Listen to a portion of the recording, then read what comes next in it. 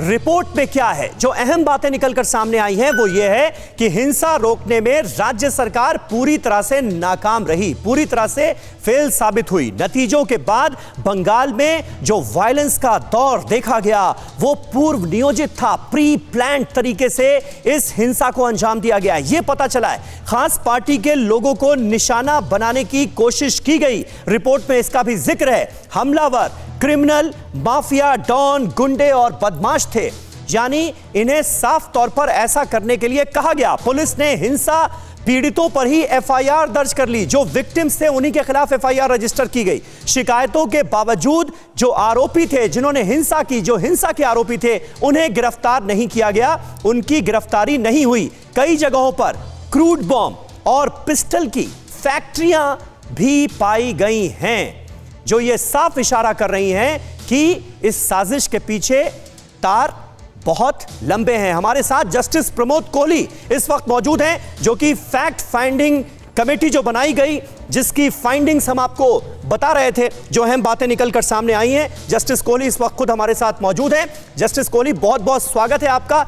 सबसे पहले मैं आपसे जानना चाहूंगा कि सबसे बड़ी बात आपको क्या नजर आई, और क्या यह बात अब पुख्ता तौर पर कही जा सकती है आपकी रिपोर्ट के बाद कि 2 मई को नतीजे आने के बाद प्री प्लान तरीके से, पूर्व नियोजित तरीके से हिंसा की साजिश को अंजाम दिया गया?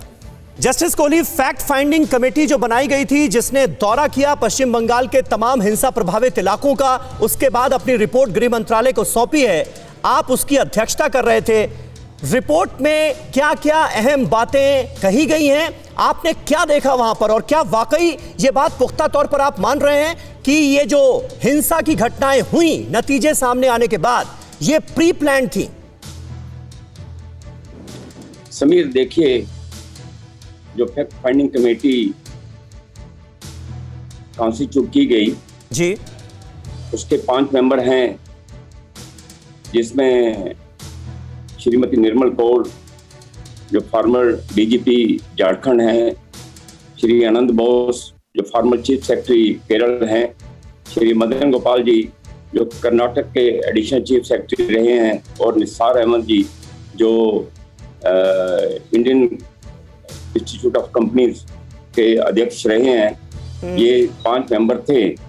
3 मेंबर कमेटी जिन्होंने बंगाल की विजिट की 15 तारीख को, उन्होंने 15 तारीख को जिस जगह में वो जा सकते थे वो वहाँ गए।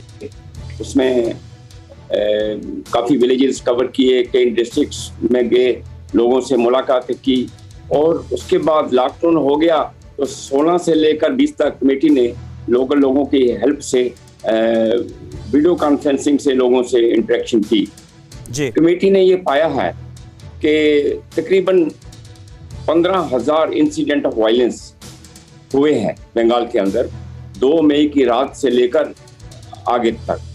जब तक कमेटी वहाँ लोगों से मिल रही थी तब तक की जो रिपोर्टिंग उनके पास है, तकरीबन 26 डिस्ट्रिक्ट में से 16 डिस्ट्रिक्ट वो हैं वो वायलेंस उन डिस्ट्रिक्ट में वायलेंस हुई है, इम्पैक्ट हुआ है।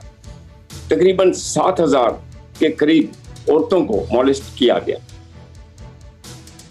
जो लोग वहाँ मौजूद थे उनके साथ इतना अत्याचार हुआ कि लोग वहाँ से भागकर असम, झारखंड और उड़ीसा में भाग गए, और वहाँ रिफ्यूजीज कैंपों में उनको रखा जा रहा है। अच्छा, सबसे बड़ी जो बात जो सामने आई है वो ये है कि लोकल एडमिनिस्ट्रेशन, पुलिस, सियासी लोग, पॉलिटिकल पार्टी, रूलिंग पार्टी, किसी ने इन पूरे दौरान में वायलेंस हो रही थी, किसी ने उन लोगों को मिलने की या उनको प्रोटेक्ट करने की कोशिश नहीं की। लोग एफआईआर लगवाने थाने में जाते थे, पुलिस स्टेशन में, लेकिन उनकी एफआईआर दर्ज नहीं होती। कई विक्टिम्स के खिलाफ एफआईआर दर्ज कर दी गई। ये पाया गया, जो लोगों ने बताया वहां के, कि लोगों के घर जला दिए गए, दुकानें लूट ली गई। हमने जो कमेटी की रिपोर्ट है उसमें पैरा 4.5 में तकरीबन 27 इंसिडेंट्स हमने कोट किए हैं। उसमें ये लिखा गया है कि एक विलेज जिसका एक ही आने जाने का साधन था, वो जी। एक पुल था, उसको जी। तोड़ दिया गया। वहां का जो पंप था, जो सिर्फ पानी का एक ही सोर्स था, उसको तोड़ दिया गया, क्योंकि विलेज के लोगों ने अपेरेंटली किसी दूसरी पॉलिटिकल पार्टी को सपोर्ट किया। जस्टिस प्रमोद इसी तरह कोहली, बहुत जिस गंभीर एरिया में बातें आप कर रहे हैं, आप जिन बातों का जिक्र कर रहे हैं बहुत ही ज्यादा गंभीर नजर आती हैं। फैक्ट फाइंडिंग कमेटी को ये सारी बातें जानने को वहां पर मिली हैं। ये जुल्मो सितम आखिर इतने बड़े पैमाने पर इतने ज्यादा लोगों के साथ हुआ क्यों? मकसद क्या नजर आता है इसका? मोटिव क्या था? इसका मोटिव जो नजर आता है, जो लोगों की बातचीत से नजर आता है, कि सिर्फ एक सेक्शन ऑफ दी सोसाइटी, उसी को टारगेट किया गया जिन लोगों ने असेंबली इलेक्शन में शायद रूलिंग पार्टी को सपोर्ट नहीं किया। उसमें जिन लोगों ने अपने घरों में झंडे लगाए थे, जिन लोगों ने, जो फील्ड वर्कर थे किसी पॉलिटिकल पार्टी के, जो पोलिंग एजेंट थे, उन लोगों को ही टारगेट किया है। तो इससे ये जाहिर होता है कि ये सारा जो वायलेंस है पॉलिटिकली स्पॉन्सर्ड था। वो गूंज जिनके खिलाफ कई मर्डर के और क्रिमिनल केसेस रजिस्टर्ड हैं, और पुलिस कभी उनको हाथ नहीं लगाती है, उनको खुला छोड़ दिया गया। उन्होंने औरतों के साथ रेप किए, और यहाँ तक कि बूढ़ी औरतों को भी नहीं छोड़ा गया, उनकी फैमिली मेंबर्स के सामने उनको मोलेस्ट किया गया। आखिर जस्टिस तो कोहली, इस किस्म बड़ी की हरकतें हैरान जो कर हुई देने हैं, वाली बात है, बहुत ही हैरान करने वाली इस कमेटी की रिपोर्ट है। अड़ी सोमवार से शुक्रवार शाम 6 बजे सिर्फ TV9 भारतवर्ष पर।